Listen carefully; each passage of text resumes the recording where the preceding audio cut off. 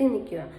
അയാളുടെ മീശയൊക്കെ പിരിച്ച് ഇങ്ങനെ വന്ന് ആൾക്കാരെ ക്യൂവിൽ നിന്ന് ആൾക്കാരെ എല്ലാം തട്ടി മാറ്റിയിട്ട് ഇയാൾ ഏറ്റവും ഫ്രണ്ടിൽ വന്നിട്ട് കൗണ്ടറിലുണ്ടായിരുന്ന ആ ഒരു ലേഡി സ്റ്റാഫിനോട് പറയാണ്, എനിക്ക് ഈ ഫ്ലൈറ്റിൽ തന്നെ പോകണം, അതും എക്സിക്യൂട്ടീവ് ക്ലാസ്സിൽ തന്നെ പോയേ പറ്റത്തുള്ളൂ എന്ന് പറഞ്ഞു. ഈ പെൺകുട്ടി ആകെപ്പാടെ അങ്ങോട്ടും ഇങ്ങോട്ടും നോക്കി, എന്നിട്ട് സൈലൻ്റ് ആയിട്ടിരുന്നു. എന്നിട്ട് ഇയാൾ ദേഷ്യപ്പെട്ട് വീണ്ടും ഇയാൾ ഇതേ കാര്യം തന്നെ പറഞ്ഞപ്പം ഈ പെൺകുട്ടി കാമായിട്ടിരുന്നിട്ട് ഇയാളോട് പറഞ്ഞു, സാർ താങ്കൾ ക്യൂവിൽ നിൽക്കും, ഇവിടെ ഒരുപാട് പേര് ക്യൂവിൽ നിൽക്കുന്നുണ്ട്, അപ്പം ഇവരുടെ എല്ലാം കാര്യം കഴിഞ്ഞിട്ട് താങ്കൾക്ക് സാറിന് എന്താണ് വേണ്ടതെന്ന് വെച്ചാൽ ഞാൻ ചെയ്തു തരാം എന്ന് പറഞ്ഞു. അപ്പം അയാൾ പറഞ്ഞു, പറ്റത്തില്ല, എൻ്റെ കാര്യം ഇപ്പം തന്നെ ചെയ്യണം, ഞാൻ ആരാണെന്ന് അറിയാമോ എന്ന് ചോദിച്ചു.